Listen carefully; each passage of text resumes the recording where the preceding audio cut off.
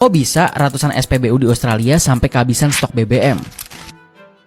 Lebih dari 600 SPBU di seluruh Australia kehabisan seenggaknya satu jenis bahan bakar, terutama di New South Wales dan Victoria. Kalau kalian mikir kan cuma satu jenis yang lain masih ada. Sekarang gini, misalnya Pertalite tiba-tiba habis atau nggak ada, apa nggak ngamuk orang-orang? Nah, kejadian ini terjadi di ratusan SPBU Australia di mana mereka kehabisan diesel. Pemerintah Australia sendiri sampai harus menurunkan standar kualitas diesel mereka selama 6 bulan supaya impornya lebih fleksibel. Bahkan pemerintah sampai melepas 20% cadangan nasional untuk menambah pasokan. Semua ini terjadi karena penutupan Selat Hormuz di Iran yang biasanya menyalurkan sekitar 20% minyak dunia. Masalahnya, orang Australia sempat ngelakuin panik buying, di mana banyak warga mengisi penuh tangki plus bawa jerigen yang memperparah keadaan. Hal ini membuat permintaan BBM naik sampai 50% di beberapa daerah karena beberapa pengendara mengisi BBM juga dengan tangki dan jerigen. Di New South Wales, Perdana Menteri Chris Minns melaporkan 107 SPBU tanpa solar dan 42 SPBU benar-benar kehabisan bahan bakar pada pertengahan Maret. Para petani kekurangan solar yang merupakan bahan bakar mesin dan transportasi mereka. Australia sendiri sangat bergantung sama pasokan dari Asia, kayak Malaysia dan Korsel, di mana kedua negara ini dalam status waspada akibat konflik di Timur Tengah. Kedua negara ini juga tengah memprioritaskan kebutuhan domestik ketimbang ekspor. Badan Energi Internasional mendesak untuk diberlakukan langkah konservatif seperti warga Australia dihimbau bekerja dari rumah, menghindari perjalanan udara yang tidak penting, mengurangi kecepatan di jalan raya, sampai menggunakan transportasi umum. Para ahli menyebut kekurangan solar berkepanjangan di Australia bisa menghentikan perekonomian, membuat rak-rak supermarket kosong, dan bahan pangan naik hingga 50% akibat biaya transportasi dan produksi yang lebih tinggi.